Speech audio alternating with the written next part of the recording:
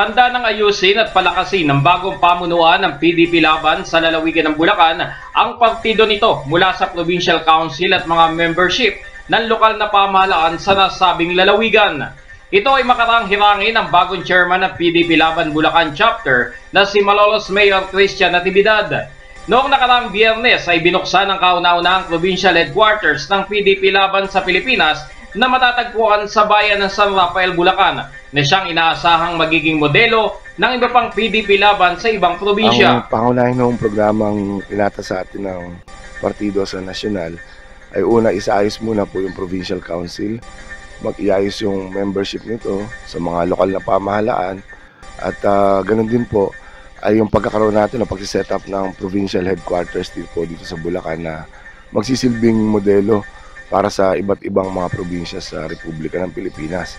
At nagkataon nga po na tayo ang unang-unang nagkaroon ng provincial headquarters, na ito rin po ang magiging lugar para sa mga basic membership seminar o BMS doon sa federalismo, at gawin din po ay sa iba't ibang mga gampanin ng mga kapartido natin sa lokal at na kokonekta sa region at sa national level po natin.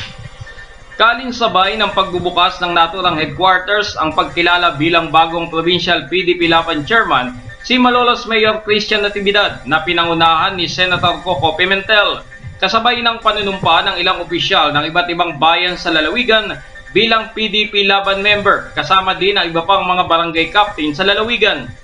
Nanumpa bilang bagong pamunuan ng PDP Laban Bulacan Chapter sina Malolos Mayor Christian Natividad bilang chairman. Vice Chairman naman si Maykawayan City Mayor Henry Villarica, Secretary General si dating 4th District Congressman John Mendoza, ang dating Mayor ng Giginto Isagani Pascual ang nahirang naingat yaman, at si Paumbong Mayor Marian Marcos ang naitalagang auditor ng grupo. Ayon kay Mayor Christian Natividad, sa kasalukuyan ay patuloy umanong nabubuo ang pwersa ng PDP Laban sa Bulacan. Sa ngayon po ay bali 13 na.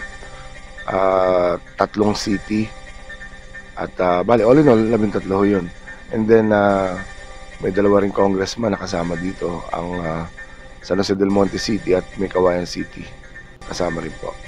4th district, 4th district congresswoman po natin. Pangarap po ng partido yun na maging isang galaw lang ang bawat lalawigan. Ganoon din naman po sa lalawigan ng Bulacan, na kung mas maraming makakatulong para sa programa ng ating pamahalaang nasyonal, ay mas welcome po. Nilinaw din ng naturang mayor na bukas ang partido para sa lubos na pagkakaisa ng layunin nito para sa mamamayang Pilipino.